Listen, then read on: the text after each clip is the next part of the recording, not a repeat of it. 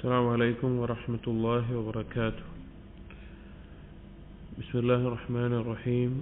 الحمد لله رب العالمين، الصلاة والسلام على رسول الأمين وعلى آله وأصحابه أجمعين، أما بعد.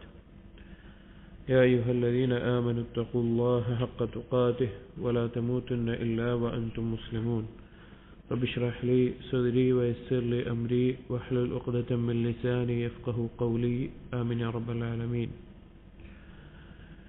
പ്രിയപ്പെട്ട സത്യവിശ്വാസികളെ, ഇബ്നുൽ ഖയ്യിം റഹിമഹുള്ളയുടെ മദാരിജുസ് സാലിക്കീൻ എന്ന കിതാബിലെ അഅ്മാലുൽ ഖുലൂബ്, ഖൽബിന്റെ പ്രവർത്തനങ്ങൾ ക്രോഡീകരിച്ചിട്ടുള്ള അൽ-ഇക്സീർ എന്ന ഗ്രന്ഥത്തിൽ അടുത്ത മൻസിലത്തുൽ ഇഖ്ബാത്ത്, അള്ളാഹുവിലേക്കുള്ള യാത്രയിൽ ഓരോ മനുഷ്യരും അവന്റെ ജീവിതത്തിൽ എത്തിച്ചേരുന്ന, അല്ലെങ്കിൽ അവന്റെ ജീവിതത്തിൽ അവൻ മനസ്സിലാക്കേണ്ട മൻസിലത്തുകൾ, സ്ഥാനങ്ങൾ, മഖാമുകൾ, അതിനെപ്പറ്റിയാണ് കിതാബിൽ പരാമർശിക്കുന്നത്. ഇതിൽ ധാരാളം സ്ഥാനങ്ങളെ സംബന്ധിച്ച് നാം പറയുകയുണ്ടായി. അടുത്തത് വരുന്നത് മൻസിലത്തുൽ ഇഖ്ബാത്താണ്. ഇഖ്ബാത്തിന്റെ മൻസിലത്ത്. ഇഖ്ബാത്ത് എന്നുള്ള പദം, അല്ലെങ്കിൽ മുഖ്ബിത്ത്, ഇഖ്ബാത്തുള്ളവൻ എന്നുള്ളത് ഖുർആനിൽ അല്ലാഹു സുബ്ഹാനഹു വതആല പരാമർശിച്ചിട്ടുള്ള ഒരു വിശേഷണമാണ്.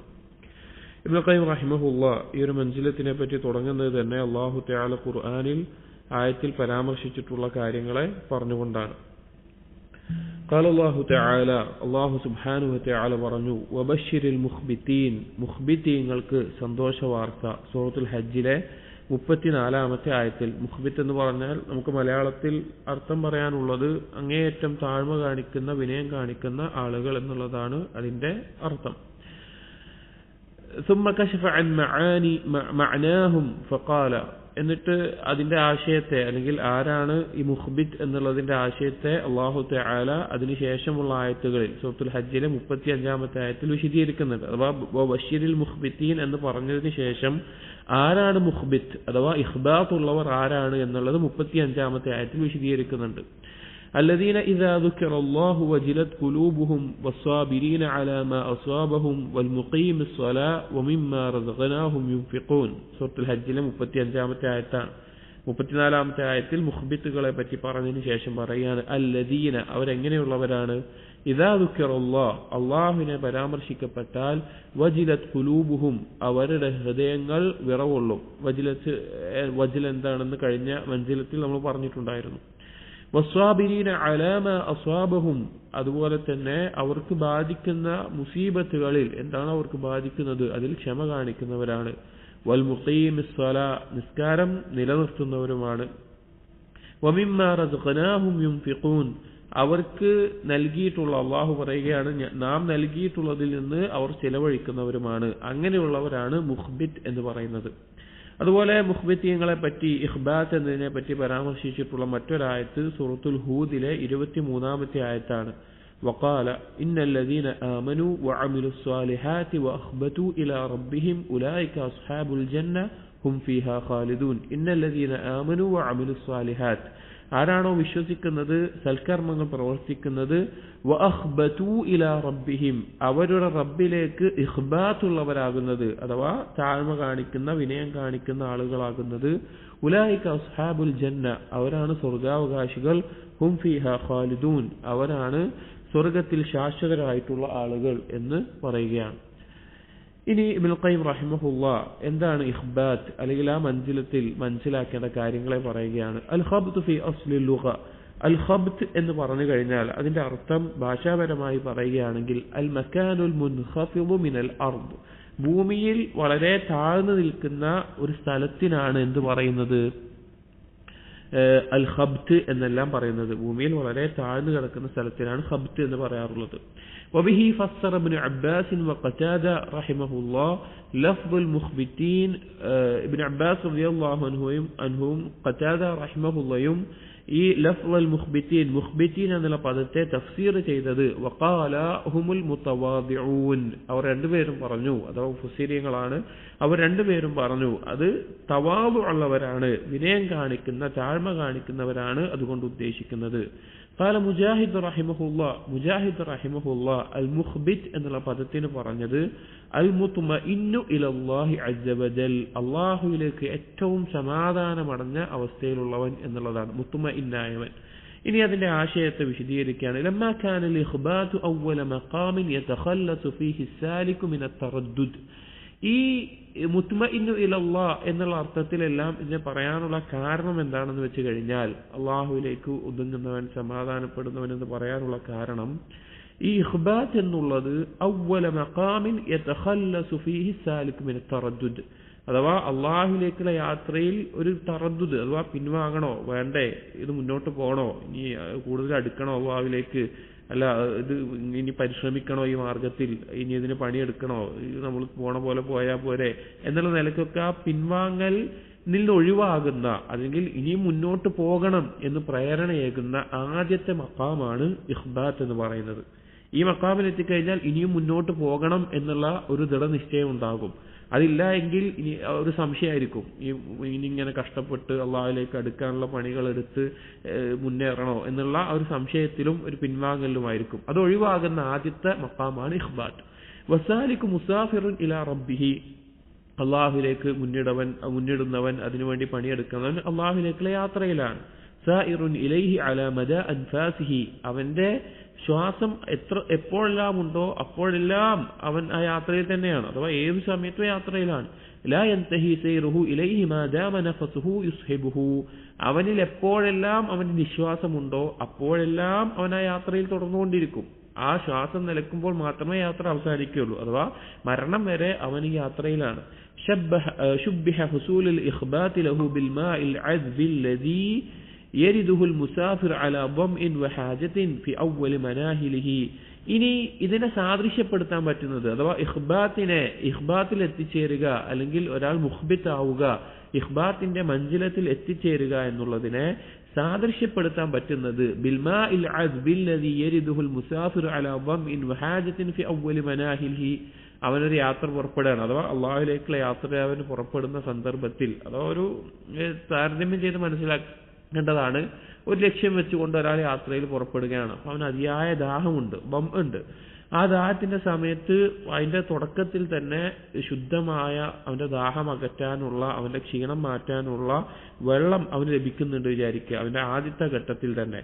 അതുപോലെയാണ് ഇഖ്ബാത്തിന്റെ. ഫയർവീഹി മൗരിദുഹു വയുസീലു അൻഹു ഖവാതിറ തറദ്ദുദിഹി ഫി ഇത്മാമി സഫരിഹി.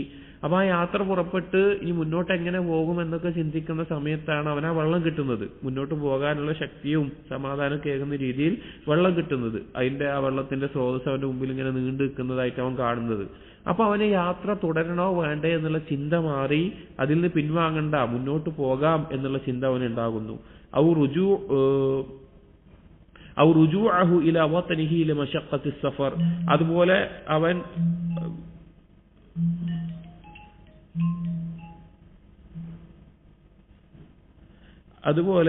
അവൻ എന്തു ചെയ്യുന്നു, പിന്നെ ഇനി യാത്രയുടെ ബുദ്ധിമുട്ട് ആലോചിച്ച് ഇനി തിരിച്ച് പോകാം, അല്ലെങ്കിൽ മുന്നോട്ട് പോകാൻ പറ്റില്ല എന്നുള്ള നിലക്കുള്ള ചിന്തയൊക്കെ മാറ്റി ആ വെള്ളം കിട്ടുമ്പോൾ അവന് ഇനി മുന്നോട്ട് പോകാം, കുഴപ്പമില്ല, അങ്ങനെ വെള്ളമൊക്കെ കിട്ടുന്നുണ്ട്, ആവശ്യത്തിന് സൗകര്യങ്ങളൊക്കെ ഉണ്ട് എന്ന നിലക്ക് മുന്നോട്ട് പോകും. ആ പിൻവാങ്ങലിൽ നിന്ന് അവൻ ഒഴിവാകും. فإذا ورد ذلك الماء زال عنه التردد وخاطر الرجوع. അപ്പോൾ ഈ വെള്ളം കിട്ടിയത് കൊണ്ട്, അല്ലെങ്കിൽ ആദ്യം തന്നെ അവന് ശുദ്ധമായ വെള്ളം കുടിക്കാൻ കിട്ടുന്നത് കൊണ്ടാണ് അവൻ എന്ത് ചെയ്യുന്നത്, ഇനി പിൻവാങ്ങണ്ട, ഇനി വീട്ടിലേക്ക് മടങ്ങണ്ട, ആ ചിന്ത ഒഴിവാക്കി മുന്നോട്ട് പോകാമെന്ന് തോന്നുന്നത്. അതുപോലെയാണ് ഇഖ്ബാത്ത് എന്ന്, അഥവാ അള്ളാഹുവിലേക്കുള്ള യാത്രയിൽ ഇഖ്ബാത്തിന്റെ മഞ്ചിലത്ത് എത്തിക്കഴിഞ്ഞാൽ പിന്നെ പിന്നോട്ട് പോണ്ട, ഇനി മുന്നോട്ട് തന്നെ എന്നുള്ള ഒരു അവസ്ഥയിൽ എത്തുന്നതിന് ഉദാഹരണം പറഞ്ഞത്, ഒരാൾ ഒരു യാത്ര പോകുമ്പോൾ അവൻ ആ യാത്രയുടെ ആദ്യത്തെ ഘട്ടത്തിൽ തന്നെ അവന് കുടിക്കാനുള്ള വെള്ളം, നല്ല ശുദ്ധമായ വെള്ളം അത് ലഭിക്കുമെന്നുള്ള വഴിയൊക്കെ മനസ്സിലാകുമ്പോൾ ഇനി പിന്നോട്ട് പോകണ്ട, മുന്നോട്ട് തന്നെ പോകാമെന്ന് തീരുമാനിക്കുന്നത് പോലെയാണ്. കദാലിക സാലിക് ഇദാ വറദ മൗരിദൽ ഇഖ്ബാതി, എന്നിട്ട് പറയുകയാണ് അതുപോലെയാണ് അള്ളാഹുവിലേക്കുള്ള യാത്രയിൽ പോകുന്നവൻ ഇഖ്ബാത്തിന്റെ സ്ഥാനത്തെത്തിക്കഴിഞ്ഞാൽ തഖല്ലസ മിൻ തറദ്ദുദി വറുജൂ, അവനിനി പിന്നോട്ട് വരണോ എന്നുള്ള സംശയത്തിൽ നിന്നും അതുപോലെ തന്നെ മടങ്ങുക എന്നുള്ളതിൽ നിന്നൊക്കെ അവൻ ഒഴിവാകും. ഇനി മുന്നോട്ട് പോകാം, അള്ളാഹുവിലേക്ക് കൂടുതൽ അടുക്കണം എന്നുള്ള ബോധത്തിലെത്തും. വനസല അവ്വല മനാസിലി തുമഅനീനതി ലിസഫരിഹി വജദ്ദ ഫിസ്സൈർ, അവൻ ആ യാത്രയിൽ സമാധാനം കണ്ടെത്തുന്ന, ശാന്തതയും ഒതുക്കവും കണ്ടെത്തുന്ന ആദ്യത്തെ മഞ്ചിലത്തിലെത്തും. അവൻ ഇനി മുന്നോട്ട് പോകാൻ കൂടുതൽ പരിശ്രമിക്കുന്ന അവസ്ഥയിലെത്തും. അതാണ് ഇഖ്ബാത്ത് എന്ന് പറഞ്ഞു കഴിഞ്ഞാൽ. ഇഖ്ബാത്ത് എന്ന് പറഞ്ഞു കഴിഞ്ഞാൽ അവന് ഇനി പിന്നോട്ടില്ല, ഇനി മുന്നോട്ട് തന്നെ, അള്ളാഹുലേക്കുള്ള യാത്രയിൽ മുന്നോട്ട് തന്നെ, അള്ളാഹുലേക്ക് അടുക്കണം, അതിനുള്ള പണിയെടുക്കണം, അതിന് പരിശ്രമിക്കണം, തെറ്റുകൾ ഒഴിവാക്കണം, അങ്ങനെ അതിലിനി മുഴുകണം എന്നുള്ള ഉറച്ച ഒരു നിശ്ചയത്തിലേക്ക് എത്താൻ തുടങ്ങുന്നതിന്റെ ആദ്യത്തെ ഘട്ടമാണ് ഇഖ്ബാത്ത് എന്ന് പറഞ്ഞാൽ. എന്നിട്ട് പറയുകയാണ്, വഅലം അന്നഹു മതസ്തഖറത് ഖദമുൽ അബ്ദി ഫീ മൻസിലത്തിൽ ഇഖ്ബാത്തി വതമക്കന ഫീഹാ, നീ മനസ്സിലാക്കുക, എപ്പോഴാണോ ഒരടിമയുടെ ചുവട് ഈ മൻസിലത്തുൽ ഇഖ്ബാത്തിൽ, അഥവാ ഈ ഒരു അള്ളാഹുവിനോട് കാണിക്കുന്ന വിനയം, ആ വിനയം എന്താണ്, താഴ്മ എന്താണെന്നാണ് പറയുന്നത്. അപ്പൊ ഈ ഒരു അവസ്ഥയിൽ എപ്പോഴാണോ ഒരുവന്റെ കാൽ ഉറക്കുന്നത്, അതിൽ ദൃഢമായി ഉറച്ചു നിൽക്കുന്നത്, അങ്ങനെ ആയിക്കഴിഞ്ഞാൽ ഇർതഫഅത് ഹിമ്മതുഹു, അവന്റെ ചിന്ത, ഉദ്ദേശം, നിയ്യത്ത് അതെല്ലാം ഉയർന്നതാകും. ഇനിയും മുന്നോട്ട് അള്ളാഹുവിലേക്ക് എത്ര അടുക്കാൻ പറ്റുമോ അത്ര അടുക്കണം എന്നുള്ള നിലക്കാകും. വഅലത് നഫ്സുഹു അൻ ഖതഫാത്തിൽ മദ്ഹി വദ്ദം, അതുപോലെ തന്നെ മദ്ഹിന്റെയും ദമ്മിന്റെയും, പ്രശംസയുടെയും ആക്ഷേപത്തിന്റെയും പിടികളിൽ നിന്നെല്ലാം അവൻ അതിൽ നിന്നെല്ലാം അവന് സ്വന്തം ഉയരും. അഥവാ ഒരാൾ അവനെ പ്രശംസിക്കുന്നു, മദ്ഹ് ചെയ്യുന്നു, അല്ലെങ്കിൽ ഒരാൾ അവനെ ആക്ഷേപിക്കുന്നു, അതിന്റെ ചില കെണികളുണ്ട്, എന്താണെന്ന് പറയുന്നുണ്ട്, അതിന്റെ ചില കെണികളുണ്ട്, അതിന്റെ ചില പിടുത്തങ്ങളുണ്ട്. അതിൽ നിന്നെല്ലാം അവന്റെ സ്വന്തം, അവന്റെ നഫ്സ് അവനെന്തായിരിക്കും, ഉയർന്നതായി തരും. അവനൊന്നും ബാധിക്കുന്ന വിഷയമല്ല. അവനെ പുകഴ്ത്തിയാലും കുഴപ്പമില്ല, പ്രശംസിച്ചാലും കുഴപ്പമില്ല, അവനെ ആക്ഷേപിച്ചാലും കുഴപ്പമില്ല, അവനതൊന്നും ബാധിക്കുന്ന വിഷയമല്ലാതെ ഉയർന്ന അവസ്ഥയിലെത്തും. ഫലാ യഫ്റഹു ബിമദ്ഹിന്നാസ്, ജനങ്ങൾ അവനെ പ്രശംസിച്ചു പുകഴ്ത്തി എന്നതുകൊണ്ട് അവന് സന്തോഷവും ആഹ്ലാദമൊന്നും ഉണ്ടാവില്ല. അവന് പ്രത്യേകിച്ച് ആ ജനങ്ങളൊക്കെ എന്നെ പ്രശംസിക്കുന്നുണ്ട്, പുകഴ്ത്തുന്നുണ്ട് എന്ന ചിന്ത ഉണ്ടാകില്ല. വലാ യഹ്സനു ലിദമ്മിഹിം, അതുപോലെ തന്നെ ജനങ്ങളെ ആക്ഷേപിച്ചു എന്ന് വിചാരിക്കുക, അതിന്റെ പേരിൽ അവന് ദുഃഖം ഉണ്ടാവില്ല. കാരണം അവന്റെ ആ ഇഖ്ബാത്ത് എന്നുള്ള മഞ്ചിലത്ത് എത്തിക്കഴിഞ്ഞാൽ അവനും അള്ളാഹുമായിട്ടുള്ള ആ ഒരു ഘട്ടത്തിലേക്ക്, അള്ളാഹു എന്താണ് എന്നെ കുറിച്ച് ചിന്തിക്കുന്നത്, അള്ളാഹു നല്ലതാണോ ചിന്തിക്കുന്നത്, അള്ളാഹുവിന് മുമ്പിൽ ഞാൻ മോശമായോ എന്നുള്ള നിലക്ക് മാത്രമായി അവന്റെ ചിന്ത മാറും. ഹാദാ വസ്ഫു മൻ ഖറജ അൻ ഹബ്ബി നഫ്സിഹി, ഈ ഒരു വിശേഷണം അഥവാ ജനങ്ങളുടെ മദ്ഹും ദമ്മും എന്നും അവനെ ബാധിക്കുന്ന വിഷയമല്ല. സ്വാഭാവികമായിട്ടും മനുഷ്യർക്ക് പൊതുവേ ഉള്ളതാണ്. ഒരാൾ അവനെ പുകഴ്ത്തി കഴിഞ്ഞാൽ അവന്റെ മനസ്സിൽ സന്തോഷവും അവനൊരു കുളിർമയുണ്ടാവും. അതേസമയം ഒരാൾ അവനെ ആക്ഷേപിച്ചു കഴിഞ്ഞാൽ അവന്റെ വിഷമവും ഇതൊക്കെ ഉണ്ടാകും. പക്ഷെ അതിൽ നിന്ന് ഒഴിവാകുന്ന ഒരു ഘട്ടമാണ് ഇഖ്ബാത്ത് എന്നുള്ളത്. ആ ഒരു വിശേഷണം എന്ന് പറഞ്ഞാൽ അവന്റെ സ്വന്തത്തിന്റെ, അഥവാ അവന്റെ നഫ്സിന്റെ ഓഹരിയിൽ നിന്ന് അവൻ രക്ഷപ്പെട്ടവനാണ്. അഥവാ നഫ്സിന്റെ ഈ തോന്നലുകളിൽ നിന്നെല്ലാം രക്ഷപ്പെട്ടവനാണ് അവൻ.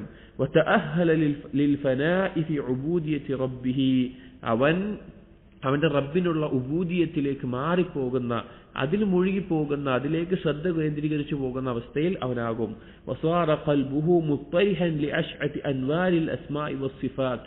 അങ്ങനെ ഒരു അവസ്ഥയിൽ എത്തിക്കഴിഞ്ഞാൽ, അഥവാ ഇഖ്ബാത്തിലെത്തി ദമ്മും മദ്ഹും എന്നും ആളുകളുടെ പ്രശംസയോ ആളുകളുടെ ആക്ഷേപമോ അതൊന്നും എന്നെ ബാധിക്കുന്ന കാര്യമല്ല എന്ന നിലക്ക് അവൻ മാറിക്കഴിഞ്ഞാൽ, അവൻ അള്ളാഹുവിനുള്ള ഉബൂദിയത്തിലായിക്കൊണ്ട് മാത്രം മാറിക്കഴിഞ്ഞാൽ, വസ്വാറ ഖൽബുഹു മുത്തരിഹൻ ലിഅശ്അതി അൻവാരിൽ അസ്മാഇ വസ്സിഫാത്ത്, അള്ളാഹുവിന്റെ നാമങ്ങളുടെയും അള്ളാഹുവിന്റെ വിശേഷണങ്ങളെയും കിരണങ്ങളിലേക്ക് അവന്റെ ഖൽബിനെ എറിഞ്ഞവനെ പോലെയാകും. അഥവാ അവൻ അള്ളാഹുവിനെ കുറിച്ചുള്ള മഅരിഫത്ത് വിശാലമായി ലഭിക്കും.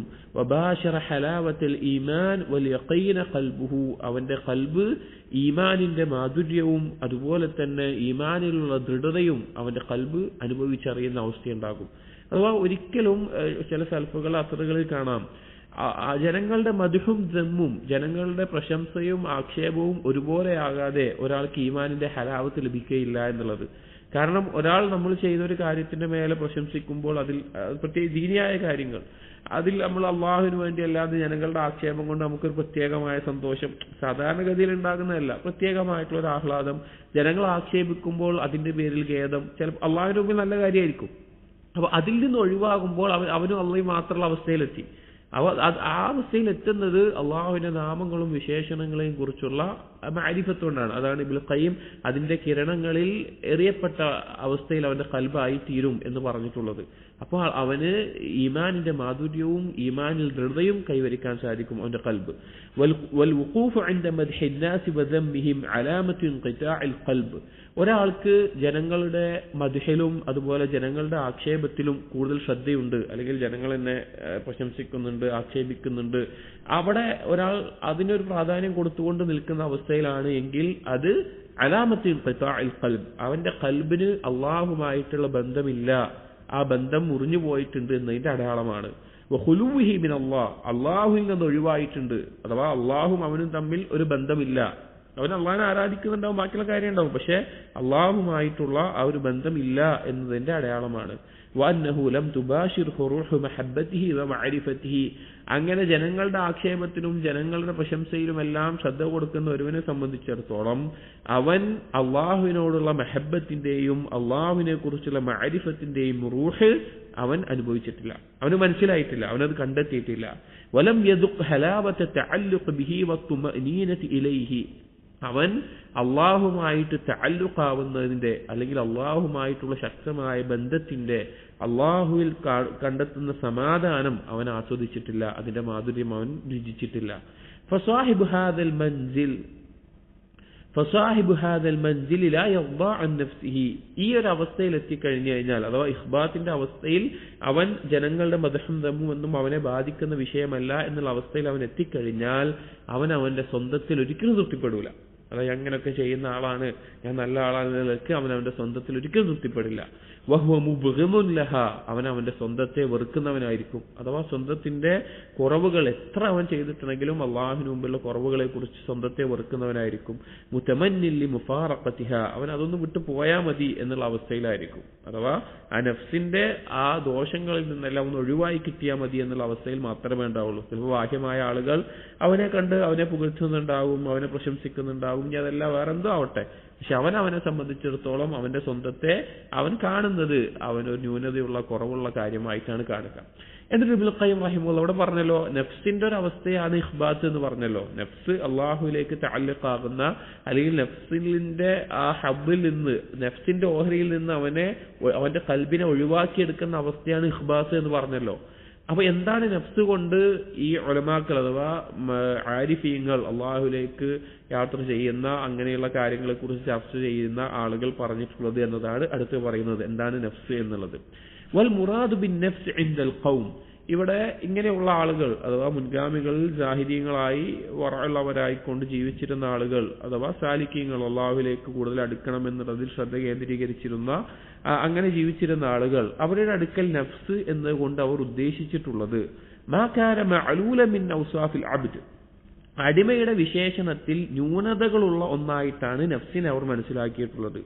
മദ്മൂമൻ മിൻ അഖ്ലാഖിഹി വഅഫ്ആലിഹി, അതുപോലെ തന്നെ അവന്റെ സ്വഭാവങ്ങളിലാവട്ടെ പ്രവർത്തനങ്ങളിലാവട്ടെ ആക്ഷേപിക്കപ്പെടുന്ന ഒന്നായിട്ടാണ് നഫ്സിനെ മനസ്സിലാക്കിയിട്ടുള്ളത്. അഥവാ നഫ്സ് എന്നുള്ള കാര്യം അടിസ്ഥാനപരമായിട്ട് ന്യൂനതകളുള്ളതും മോശപ്പെട്ട സ്വഭാവങ്ങളും പ്രവർത്തനങ്ങളും ഉള്ളതായി അതിനാൽ ആക്ഷേപിക്കപ്പെടുന്ന ഒരു കാര്യമായിട്ടാണ്. സവാഅൻ കാന ദാലിക കസ്ബിയൻ ലഹു ഔ ഖൽഖിയൻ, അത് ആ സ്വഭാവങ്ങൾ അവന് ജന്മന അവന്റെ നഫ്സിൽ ഉള്ളതായിട്ടുള്ളതാവട്ടെ, അതല്ല അവൻ പിൽക്കാലത്ത് അവന്റെ കസ്ബിയായിട്ട് അവൻ നേടിയെടുത്ത കാര്യങ്ങളാവട്ടെ, അഥവാ എന്തെല്ലാം ന്യൂനതകൾ അവൻ ആ നഫ്സിനെ പരിശീലിപ്പിച്ചെടുത്തിട്ടുണ്ടാവും, ചിലർക്ക് പ്രകൃതി ഉണ്ടാവും, എന്തോ ആവട്ടെ അത് ആക്ഷേപിക്കപ്പെടുന്ന ഒരു കാര്യമാണ്. ഫഹുവ ശദീദുൽ ലാഇമതി ലഹാ, അതുകൊണ്ട് തന്നെ അവൻ ആ നഫ്സിനെ ഏറ്റവും അധികം ആക്ഷേപിക്കുന്ന ഒരു അവസ്ഥയിലായിരിക്കും. അഥവാ നഫ്സിന്റെ ഈ മോശപ്പെട്ട ഈ കുറവുകളും സ്വഭാവങ്ങളും ന്യൂനതകളും കാരണത്താൽ അങ്ങേയറ്റം ആക്ഷേപത്തിന് അർഹനായിട്ടുള്ള ഒന്നാണ് നഫ്സ്. وهذا أحد التأويلين في قوله تعالى. അതാണ് ഈ ആയത്തിന്റെ അഥവാ ഇനി പറയാൻ പോകുന്ന ആയത്തിനെ വ്യാഖ്യാനിച്ചതിൽ ഉലമാക്കൾ വിശദീകരിച്ചതിൽ ഒരു തഅ്വീൽ എന്ന് പറഞ്ഞാൽ നഫ്സുൽ ലവ്വാമ എന്ന് ഖുർആനിൽ പറഞ്ഞിട്ടുള്ള സൂറത്തുൽ ഖിയാമയിലെ 2-ാമത്തെ ആയത്ത് വലാ ഉഖ്സിമു ബിൻ നഫ്സിൽ ലവ്വാമ, ആക്ഷേപിക്കപ്പെടുന്ന അല്ലെങ്കിൽ ആ നിലക്കുള്ള നഫ്സിനെ കുറിച്ച് സത്യം ചെയ്യുന്നു എന്ന് പറഞ്ഞിട്ടുള്ള ആയത്തിന്റെ ചില പണ്ഡിതന്മാർ വിശദീകരിച്ചത് ഇങ്ങനെയാണ്. അഥവാ ഒരാൾ സ്വന്തം നഫ്സിനെ അതിന്റെ ന്യൂനതകളാൽ, അതിന്റെ കുറവുകളാൽ, അതിന്റെ മോശപ്പെട്ട സ്വഭാവം കാരണത്താലൊക്കെ എപ്പോഴും ആക്ഷേപിക്കപ്പെടുന്ന ഒന്നാണ് എന്നുള്ളതാണ് ഒരു വ്യാഖ്യാനം. ഖാല സഈദ് ഇബ്നു ജുബൈർ വഇക്രിമ, സഈദ് ഇബ്നു ജുബൈർ വഇക്രിമ എന്നുള്ള താബിഈങ്ങളിൽപ്പെട്ട മുഫസ്സിരീങ്ങളായ ഉലമാക്കളായ ആളുകൾ അവർ പറഞ്ഞു, തലൂമു അലൽ ഖൈരി വശർ വലാ തസ്ബിറു അലൽ സറാ വലാ അലൽ ദറാ. ഖൈറാവട്ടെ ഷർറാവട്ടെ എപ്പോഴും നഫ്സ് എന്ന് പറഞ്ഞ് ആക്ഷേപിക്കപ്പെടുന്നതാണ്. അത് സറായിലാവട്ടെ അഥവാ സന്തോഷമുണ്ടാക്കുന്ന അനുഗ്രഹമുണ്ടാകുന്ന അവസ്ഥയിലാവട്ടെ, നല്ല അവസ്ഥയിലാവട്ടെ ലാ തസ്ബിർ അത് ക്ഷമിക്കൂല, വലാ അലൽ ദറാ ബുദ്ധിമുട്ടുള്ള അവസ്ഥയിലാവട്ടെ ക്ഷമിക്കൂല. അഥവാ ഒന്നും മതിയാവൂല. ഇപ്പൊ നല്ലത് കിട്ടിക്കഴിഞ്ഞാൽ ഇനിയും വേണം, അത് മതിയാവൂല അതിന്, അല്ലെങ്കിൽ ആ നിലക്ക് അതിനൊരിക്കലും അതിന് തൃപ്തിയാവൂല. ഇനി മോശപ്പെട്ട എന്തെങ്കിലും ബാധിച്ചു കഴിഞ്ഞാൽ അതിന് ക്ഷമിക്കാൻ അവർക്ക് സാധിക്കില്ല. അങ്ങനെ ഒരു അടങ്ങാത്ത, ഒരു നിലക്കും നല്ലതല്ലാത്ത, എപ്പോഴും ആക്ഷേപത്തിന് അർഹനായിട്ടുള്ള ഒന്നായിട്ടാണ് നഫ്സ് എന്നുള്ളതാണ് ഈ സാലിക്കീങ്ങൾ ആരിഫീങ്ങൾ അതിനെ മനസ്സിലാക്കിയിട്ടുള്ളത്. ഫഇന്നഹു മിൻ ഖവാഇദിൽ ഖൗമിൽ മുജ്മഅ അലൈഹാ ബൈനഹും. ഈ നഫ്സുമായി ബന്ധപ്പെട്ടിട്ടുള്ള ചില അടിസ്ഥാനങ്ങൾ ഈ കൂട്ടർ അഥവാ ആരിഫീങ്ങൾ സാലിക്കീങ്ങൾ പറഞ്ഞിട്ടുള്ളത്, അല്ലതി ഇത്തഫഖത് കലിമതു അവ്വലിഹിം വആഖിരിഹിം, അതിൽ ആദ്യക്കാരും അവസാനക്കാരും അഥവാ ആ ഒരു പാതയിൽ സഞ്ചരിച്ചിട്ടുള്ള ആളുകൾ, അല്ലെങ്കിൽ അള്ളാഹുവിനെ കുറിച്ച് കൂടുതൽ അറിയണം, മനസ്സിലാക്കണം, അള്ളാഹുവിലേക്ക് അടുക്കണം, ആ നിലക്ക് ചർച്ച ചെയ്തിട്ടുള്ള ആളുകൾ, അതിൽ തുടക്കക്കാരും അവസാനക്കാരും മുഹിഖ്ഹിം മുബ്തലിഹിം അലൈഹ, അങ്ങനെയുള്ള അതിൽപ്പെട്ട അധികം ആളുകളും അതിനെ പറ്റി പറഞ്ഞിട്ടുള്ളത് അന്ന നഫ്സ ഹിജാബുൻ ബൈനൽ അബ്ദി വബൈനല്ലാഹി തആല. നഫ്സ് എന്ന് പറഞ്ഞു കഴിഞ്ഞാൽ അള്ളാഹുവിന്റെയും അടിമയുടെയും ഇടയിലുള്ള ഒരു ഹിജാബാണ്. അള്ളാഹുവിന്റെയും അടിമയുടെയും ഇടയിലുള്ള ഒരു ഹിജാബാണ്. വന്നഹു ലാ യസിലു ഇലല്ലാഹി ഹത്താ യഖ്തഅ ഹാദൽ ഹിജാബ്. ഒരാളും തന്നെ അള്ളാഹുവിലേക്ക് എത്തിച്ചേരുകയില്ല ഈ ഒരു ഹിജാബ്, ഈ ഒരു മറ മുറിച്ചു കടക്കാതെ. അഥവാ ഒരു അടിമ അള്ളാഹുവിലേക്കുള്ള യാത്രയിൽ അവന്റെ മുമ്പിലുള്ള ഒരു ഹിജാബാണ്, അള്ളാഹുവിന്റെയും അവന്റെയും ഇടയിലുള്ള ഒരു ഹിജാബാണ് നഫ്സ് എന്നുള്ളത്. അതിനെ മറികടക്കാതെ, അതിനെ മുറിച്ചു കടക്കാതെ ഒരിക്കലും അവൻ അള്ളാഹുലേക്ക് എത്താൻ സാധിക്കില്ല. കമാ ഖാല അബൂ യസീദ് റഹിമഹുല്ലാഹ് പറഞ്ഞതുപോലെ, റഅയ്തു റബ്ബൽ ഇസ്സ ഫിൽ മനാം, ഞാൻ ഉറക്കത്തിൽ സ്വപ്നത്തിൽ റബ്ബിനെ കണ്ടു, അള്ളാഹുവിനെ കണ്ടു. ഫഖുൽതു റബ്ബി, ഞാൻ ചോദിച്ചു റബ്ബേ, കൈഫ ത്വരീഖു ഇലൈക്, നിന്നിലേക്കുള്ള മാർഗം എന്താണ്? ഫഖാല ഖല്ലി നഫ്സക വതആൽ, അപ്പോൾ അള്ളാഹു മറുപടി പറഞ്ഞു, നീ നിന്റെ നഫ്സിനെ ഒഴിവാക്കിയിട്ട് എന്റെ അടുക്കിലേക്ക് വരൂ. ഇവിടെ നമ്മൾ മനസ്സിലാക്കേണ്ട ഒരു കാര്യം, അള്ളാഹുവിനെ സ്വപ്നം കണ്ടു എന്ന് പറയുമ്പോൾ അറിയാത്ത മനസ്സിലാക്കാത്ത ആളുകൾ ഉണ്ടാവും ഇത് കേൾക്കുന്നത്. അഹ്ലുസുന്നയുടെ ഇമാമിങ്ങൾ ഈ വിഷയം ചർച്ച ചെയ്തിട്ടുണ്ട്. ചില ഹദീസുകളുടെ അടിസ്ഥാനത്തിൽ നബി സല്ലല്ലാഹു അലൈഹി വസല്ലം അള്ളാഹുവിനെ സ്വപ്നത്തിൽ കണ്ടു എന്ന് പറഞ്ഞ ഹദീസിന്റെ അടിസ്ഥാനത്തിലുമെല്ലാം ചർച്ച ചെയ്തിട്ടുണ്ട്. ഇമാം നബവി റഹിമഹുല്ലാഹ്, ഇബ്നു തൈമിയ്യ റഹിമഹുല്ലാഹ്, ഇമാം അഹ്മദ് ബിൻ ഹംബൽ അദ്ദേഹം ധാരാളം തവണ കണ്ടതായിട്ടുള്ള റിപ്പോർട്ടുകൾ വന്നിട്ടുണ്ട്. സഹാബികൾ മുആദ് ബിൻ ജബൽ പോലെയുള്ള സഹാബികളിൽ നിന്ന് വന്നിട്ടുണ്ട്. ആധുനികരായ പണ്ഡിതന്മാരിൽ സ്വഹൈൽ ഫൗസാൻ, ഇബ്നു ബാസ് റഹിമഹുല്ലാഹ് എന്നിവരെല്ലാം മുംകിൻ, അത് സാധ്യമായിട്ടുള്ള കാര്യമാണ് എന്ന നിലക്ക് ആ വിഷയത്തെ ചർച്ച ചെയ്തിട്ടുണ്ട്. അള്ളാഹുവിനെ സ്വപ്നത്തിൽ കാണാൻ സാധിക്കും എന്നുള്ളത്. പക്ഷേ ലൈസ കമിസ്ലിഹി ശൈഉൻ വഹുവ സമീഉൽ ബസീർ, എന്നാൽ അള്ളാഹുവിന്റെ രൂപമോ അല്ലെങ്കിൽ പ്രത്യേക ഒരു സാദൃശ്യമോ പറഞ്ഞുകൊണ്ടല്ല, പക്ഷെ അങ്ങനെ സാധിക്കും എന്നുള്ളത് അഹ്ലുസുന്നയുടെ ഇമാമികൾ ചർച്ച ചെയ്തിട്ടുള്ള പറഞ്ഞിട്ടുള്ള കാര്യമാണ്. പക്ഷേ ഇമാം ഷെയ്ഖ് അൽബാനി റഹിമഹുല്ലാഹ് പോലെയുള്ളവർ, പ്രത്യേകിച്ച് ഈ കാലഘട്ടത്തിൽ സൂഫി പാതയിലും ത്വരീഖത്തിന്റെ മാർഗത്തിലുമുള്ള ആളുകൾ ഈ ഒരു വാദം ശക്തമായി പിഴച്ച രീതിയിൽ, അഥവാ സുന്നത്തിനോടോ അഖീദയിൽ തൗഹീദിനോടോ യോജിക്കാത്ത ആളുകൾ ഈ നിലക്ക് വാദങ്ങൾ പറയുമ്പോൾ ഈ ഒരു കാര്യം ആളുകൾക്കിടയിൽ ചർച്ച ചെയ്യാതിരിക്കുന്നതാണ് ഖൈറ് എന്നുള്ളത് പറഞ്ഞു കാണാം. കാരണം ആളുകൾ ദുർബല വിശ്വാസികളാണ്, അവർ കൂടുതൽ വഴികേടിലേക്ക് എത്താതിരിക്കാൻ. പക്ഷേ ഈ ഒരു കാര്യം ഉലമാക്കൾ ചർച്ച ചെയ്തിട്ടുള്ളതാണ്, അത് സാധ്യമായിട്ടുള്ള കാര്യമാണ് എന്ന് തന്നെയാണ് പണ്ഡിതന്മാർ പറഞ്ഞിട്ടുള്ളത്. فنفس جبل عظيم شاق في طريق السير الى الله. ഇബ്നു ഖയ്യിം റഹിമഹുല്ലാഹ് തുടർന്ന് പറയുകയാണ്, നഫ്സ് എന്നുള്ളത് അള്ളാഹുവിലേക്കുള്ള യാത്രയിലുള്ള വളരെ കഠിനമായിട്ടുള്ള ഒരു പർവ്വതമാണ്, അഥവാ ആ മുറിച്ചു കടക്കാനുള്ള പർവ്വതമാണ്. وكل سائر فلا طريق له الا على ذلك الجبل. ഏതൊരു യാത്രക്കാരൻ, അതോ അള്ളാഹുവിലേക്ക് യാത്ര ചെയ്യുന്ന ഏതൊരാളാവട്ടെ, അവന് ഈ പർവ്വതം മുറിച്ചു കടന്നിട്ടല്ലാതെ വേറെ വഴിയില്ല അള്ളാഹുവിലേക്ക് എത്താൻ. ഇതിന്റെ മേലെ കൂടെ മറികടന്നിട്ടല്ലാതെ അള്ളാഹുവിലേക്ക് എത്താൻ പറ്റില്ല. ഇത് സത്യത്തിൽ ഈ ഒരു വാചകങ്ങളൊക്കെ നമ്മൾ നമ്മുടെ ജീവിതത്തിനോട് ബന്ധിപ്പിച്ച് ചിന്തിച്ചു കഴിഞ്ഞാൽ നമുക്കിത് മനസ്സിലാക്കാൻ സാധിക്കും.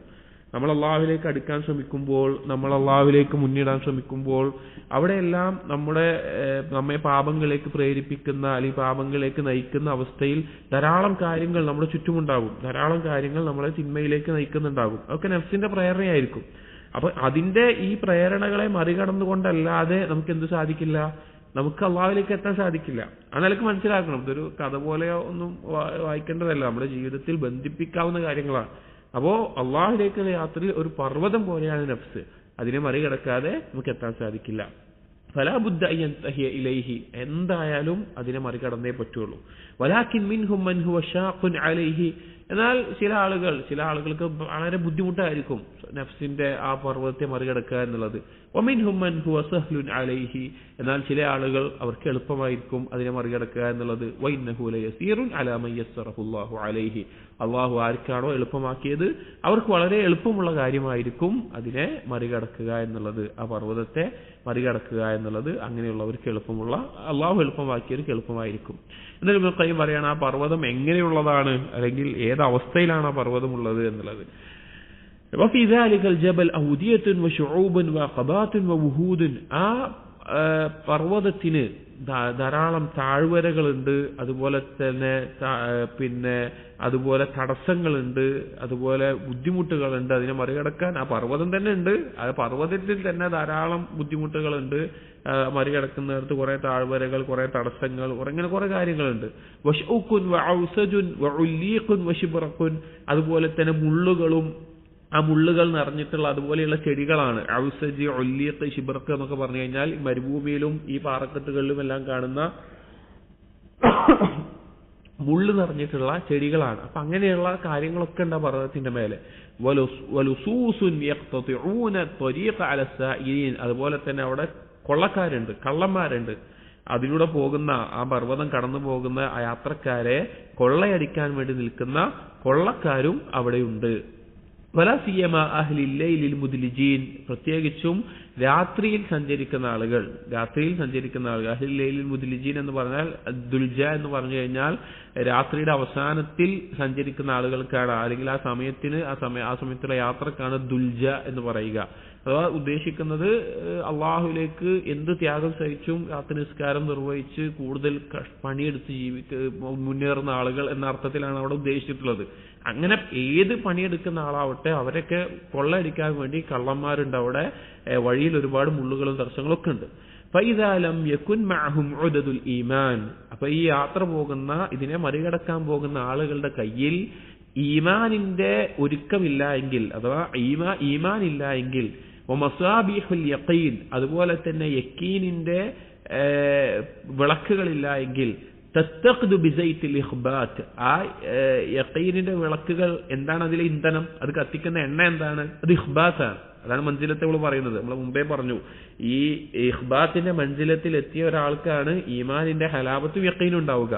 അപ്പൊ ഇഖ്ബാത്ത് എന്നുള്ള എണ്ണ കൊണ്ട്, അത് ഇന്ധനമായിക്കൊണ്ട് കത്തിക്കുന്ന യഖീനിന്റെ വിളക്കുകളും ഈമാൻ കൊണ്ടുള്ള ബാക്കിയുള്ള സാമഗ്രികളും ഒന്നും അവന്റെ ഒപ്പം ഇല്ല എങ്കിൽ, അഥവാ ഒരു സാഹിത്യപരമായിട്ട് പറയാണ്, അവന്റെ ഒപ്പം ഈമാനും യഖീനും ഇല്ല എങ്കിൽ, വഇല്ലാ തഅല്ലഖത് ബിഹിം തിൽക്കൽ മവാരിഅ്, എന്തുണ്ടാകും, അതില്ല എങ്കിൽ പിന്നെന്താ ഉണ്ടാവുക, ഈ പറഞ്ഞ തടസ്സങ്ങൾ ഉണ്ടല്ലോ, താഴ്വരകൾ, ബാക്കിയുള്ള തടസ്സങ്ങൾ, മുള്ളുകൾ, കള്ളന്മാർ, അതിൽ അവനെന്താകും, തടയപ്പെടും, അവരവനെ പിടികൂടും. വതശബ്ബസത് ബിഹിം തിൽക്കൽ ഖവാതിഅ്, ആ അവന്റെ യാത്ര മുറിച്ചു കളയുന്ന അതിൽ അവൻ പെട്ടുപോവുകയും മുറിഞ്ഞു പോവുകയും ചെയ്യും. വഹാലത് ബൈനഹും വബൈനസ് സൈർ, അങ്ങനെ ഈ കാര്യങ്ങൾ അവന്റെയും അള്ളാഹുവിലേക്കുള്ള യാത്രയിൽ ഇടയിൽ ഒരു തടസ്സമായി നിൽക്കും. അതായത് നമ്മുടെ ജീവിതത്തിലെല്ലാം നമ്മൾ അള്ളാഹുവിലേക്ക്, ഇതില്ലാതെ നമ്മുടെ ജീവിതത്തിൽ അർത്ഥമല്ല. ഇപ്പോൾ ആലോചിച്ച് നമുക്ക് എല്ലാ ദിവസവും ഒരേപോലെ നമ്മൾ രാവിലെ എഴുന്നേൽക്കുന്നു, ഫജ്ർ നിസ്കരിക്കുന്നു, ഖുർആൻ ഓതുന്നു, ബാക്കിയുള്ള നിസ്കാരം നിർവഹിക്കുന്നു, പറ്റുന്ന സുന്നത്തുകൾ ചെയ്യുന്നു, രാത്രി കിടന്നുറങ്ങുന്നു, ബാക്കി നമ്മുടെ പിന്നെ ദുനിയാവ്. നമ്മൾ ജോലിക്ക് പോകുന്നു, അല്ലെങ്കിൽ സമ്പാദിക്കുന്നു, മക്കളെ വളർത്തുന്നു, വീട് വെക്കുന്നു, കല്യാണം കഴിപ്പിച്ചു കൊടുക്കുന്നു, പേരക്കുട്ടികൾ ഉണ്ടാകുന്നു. ഈ സ്ത്രീകളെ സംബന്ധിച്ച് അവർക്ക് വീട്ടിലെ ജോലികൾ, അവർക്ക് കുട്ടികൾ ഉണ്ടാകുന്നു, കുട്ടികളെ നോക്കുന്നു, വളർത്തുന്നു. ഇതന്നെയല്ലേ ജീവിതം. ഇതിൽ പിന്നെ പുതിയതായിട്ട് എന്താ ഉള്ളത്? ഇതെല്ലാം നമുക്ക് മാത്രമേ ഉള്ളൂ. പക്ഷെ അങ്ങനെയല്ല, നമ്മൾ ഓരോ ദിവസവും അള്ളാഹുലേക്ക് നമ്മൾ എത്ര അടുത്തു, അള്ളാഹുവിനെ എത്ര അറിഞ്ഞു, അള്ളാഹുലേക്കുള്ള യാത്രയെ എത്ര മുന്നേറി, ആ ഒരു ചിന്ത വേണം. നമ്മൾ ഇക്സീറിന്റെ ആദ്യത്തെ ദർസിൽ പറഞ്ഞതുപോലെ, ഒന്നാമത്തെ ദർസിൽ ആമുഖത്തിൽ പറഞ്ഞതുപോലെ, നമ്മൾ അള്ളാഹുലേക്ക് അടുത്തുകൊണ്ടേയിരിക്കണം, അള്ളാഹുവിലേക്കുള്ള യാത്രയിൽ മുന്നേറിക്കൊണ്ടേയിരിക്കണം. അതില്ലെങ്കിൽ നമ്മുടെ ദീന് കൊണ്ടോ, നമ്മുടെ ഈമാന് കൊണ്ടോ, നമ്മുടെ ഇൽമു കൊണ്ടോ എന്താണ് ആസ്വാദനം ഉള്ളത്? എന്താണ് അതിൽ പിന്നെ പുതുതായിട്ടുള്ള അല്ലെങ്കിൽ നമ്മൾ എത്തിച്ചേരേണ്ട നമ്മുടെ ജീവിതത്തിന്റെ ലക്ഷ്യം തന്നെ എന്താ ഉണ്ടാവുക? നമ്മൾ എല്ലാ ദിവസവും ഒരേപോലെയല്ലേ? രാവിലെ ആകുന്നു രാത്രിയാകുന്നു, രാവിലെ ആകുന്നു രാത്രിയാകുന്നു, എല്ലാ ദിവസവും ചെയ്യുന്ന കാര്യങ്ങൾ ഒരുപോലെ. അതിലെന്തെങ്കിലും മുസീബത്ത് വന്നാൽ പിന്നെ ക്ഷമിക്കുക അല്ലെങ്കിൽ ആ നിലക്കുള്ള കാര്യങ്ങളല്ലാതെ വേറെ നമ്മൾ ഒന്നും അറിയുന്നില്ല. അത് ചിന്തിച്ചാൽ മതി. അപ്പോൾ ഈ ഒരു കാര്യം ആലോചിച്ച് നോക്കുമ്പോൾ അള്ളാഹുവിലേക്ക് എത്ര അടുത്തു, എന്റെ യാത്ര എവിടെ എത്തിയിട്ടുണ്ടാകും, ഏത് മഞ്ചിലത്തിൽ എത്തിയിട്ടുണ്ടാകും എന്നുള്ള ചിന്ത ആലോചിച്ച് നോക്കി. അപ്പൊ ഇങ്ങനെ യാത്ര പോകുമ്പോൾ നഫ്സ് പ്രേരിപ്പിക്കുന്ന ധാരാളം തെറ്റുകൾ അല്ലെങ്കിൽ പാപങ്ങൾ അല്ലെങ്കിൽ മറ്റുള്ള കെണികൾ, കള്ളന്മാരെന്ന് പറഞ്ഞത് പിശാചുക്കൾ, അതുപോലെ നമ്മളിൽ നിന്ന് ചോർത്തിയെടുക്കുന്ന ഈമാൻ, അതിനെ മറികടന്നുകൊണ്ട് അതിനെതിരെ പണിയെടുത്തുകൊണ്ട് യാത്ര മുന്നേറാനുള്ള പരിശ്രമം, അങ്ങനെയൊക്കെ ചെയ്യുന്നത് ആലോചിച്ച് നോക്കി. അപ്പൊ ജീവിതത്തിന്റെ അർത്ഥം ഉണ്ടാവും, ഈമാനിലൊരു ആസ്വാദനം ഉണ്ടാകും, അള്ളാഹുവിനെ കുറിച്ച് അറിയാൻ തോന്നും, അള്ളാഹുവിലേക്ക് അടുക്കാൻ തോന്നും. അപ്പോ ഇവിടെ നമ്മൾ പറഞ്ഞത് ഈ ഒരു പർവ്വതം മറികടക്കുമ്പോൾ ഈ തടസ്സങ്ങളൊക്കെ ഉണ്ട്. ഇവിടെ ഈമാനും യഖീനും ഈ ഇഖ്ബാത്ത് കൊണ്ട് ഉണ്ടായിട്ടില്ല എങ്കിൽ, അഥവാ അള്ളാഹുവിന്റെ മുമ്പിൽ കാണിക്കുന്ന ആ താഴ്മ കൊണ്ട് വിധേയത്വം കൊണ്ട് ഉണ്ടായിട്ടില്ല എങ്കിൽ ഈ യാത്ര മുൻകടക്കാൻ സാധിക്കില്ല. അത് എത്ര പണിയെടുക്കുന്ന ആളാണെങ്കിലും ഈ നഫ്സിനെ മറികടന്ന് അള്ളാഹുവിലേക്ക് എത്താൻ സാധിക്കില്ല. അവൻ അതിൽപ്പെട്ട് യാത്ര മുറിഞ്ഞു പോകും.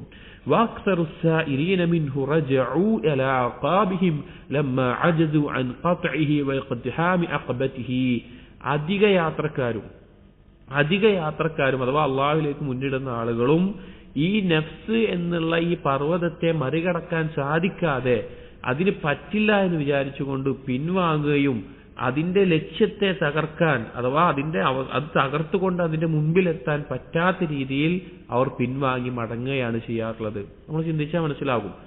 നമ്മൾ ഓരോരുത്തരുമാണെങ്കിലും നഫ്സ് എന്നുള്ള പർവ്വതത്തിനെ മറികടക്കാൻ സാധിക്കാതെ ഇനി മുന്നോട്ട് പോകാൻ സാധിക്കൂല. ഒന്നെങ്കിൽ അവിടെ തന്നെ നിൽക്കുക, അല്ലെങ്കിൽ ഇനി തിരിച്ച് വന്നിട്ട് പഴയ പോലെ മതി എന്ന നിലക്ക് നമ്മുടെ ഈമാനിൽ വർധനവില്ലാതെ അമലുസ്സാലിഹാത്തുകൾ വർധനവില്ലാതെ അവിടെ ഒരു സ്റ്റക്കായി നിൽക്കുന്ന അവസ്ഥയായിരിക്കും.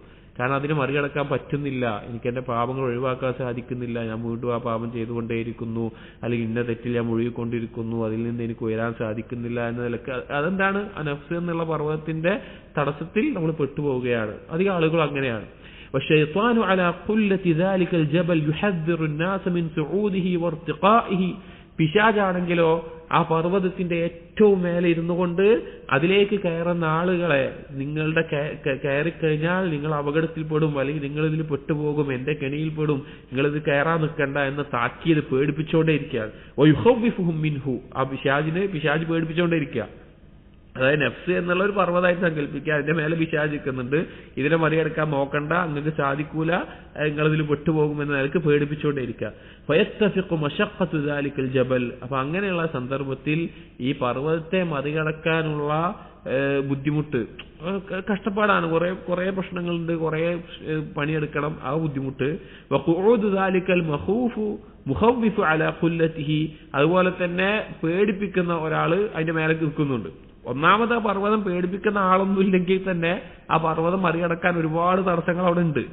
രണ്ടാമത് അതിന്റെ മേലെ ഒരാൾ പേടിപ്പിച്ചുകൊണ്ടിരിക്കുന്നുണ്ട്. അതും ഈ കാര്യവും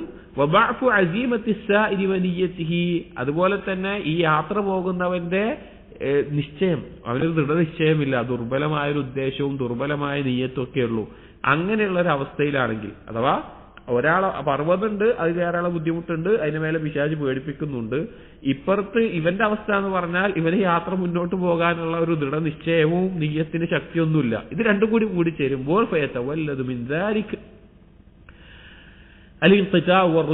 എന്തുണ്ടാവും? അവിടെ എന്താണ് ഉണ്ടാവുക?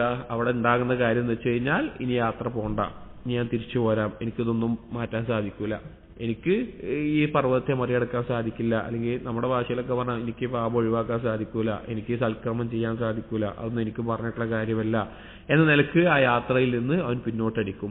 വൽ മഅസൂം മൻ അസമഹുല്ലാഹ്. ഇബ്നു ഖയ്യിം പറയുകയാണ്, അതിന്ന് രക്ഷപ്പെട്ടവൻ, അഥവാ ഈ മടങ്ങിപ്പോരാതെ മുന്നോട്ട് പോകാൻ ഒരുങ്ങുന്നവൻ, മടങ്ങി പോരാതെ മുന്നോട്ട് കടക്കുന്നവൻ എന്ന് പറഞ്ഞാൽ രക്ഷപ്പെട്ടവൻ എന്ന് പറഞ്ഞു കഴിഞ്ഞാൽ അള്ളാഹു രക്ഷപ്പെടുത്തിയവൻ മാത്രമാണ്. അധിക ആളുകളും സംഭവിക്കുന്ന ഇതാണ്. ഈ നഫ്സിന്റെ ഇച്ഛകൾക്ക് മുമ്പിൽ, നഫ്സിന്റെ കെണികൾക്ക് മുമ്പിൽ അതിനെ മറികടക്കാൻ സാധിക്കാതെ, അതുപോലെ തന്നെ പിശാചിന്റെ കെണികളിൽ വീണ്ടും അകപ്പെട്ടുകൊണ്ട് അവിടെ തന്നെ നിൽക്കും, അല്ലെങ്കിൽ പിന്നോട്ട് തിരിച്ചു പോരും. ദീനിൽ നിന്ന് ആളുകൾ പഴച്ചു പോകണം കണ്ടിട്ടില്ലേ? അങ്ങനെ പല അവസ്ഥയിലുണ്ടാവും. പക്ഷെ അതിനെ മറികടക്കാനാണ് ശ്രമിക്കേണ്ടത്. എന്നിട്ട് പറയാണ്, ഇബ്നുൽ ഖയ്യിം പറയാണ്, വകുല്ലമാ റഖയ السائر في ذلك الجبل, എപ്പോഴെല്ലാം ആ യാത്ര പോകുന്നവൻ അതിന്റെ മുകളിലേക്ക് കയറുകയാണെങ്കിലും, അഥവാ ഞാൻ മുറിച്ച് കടന്നേ തീരുന്ന നിലക്ക് മുകളിലേക്ക് കയറുകയാണെങ്കിൽ ഇഷ്തദ്ദ ബിഹി സിയാഹുൽ ഖാത്തി, അവിടെ കൊള്ളക്കാരായിട്ടുള്ള അല്ലെങ്കിൽ തടസ്സമായിട്ടുള്ള മുള്ളുകളും കെണികളും തടസ്സങ്ങളും എല്ലാം അതിന്റെ നിലവിളി, അതിന്റെ പേടിപ്പിക്കുന്ന നിലവിളികൾ അത് ഏറ്റവും ശക്തമായി തീരും.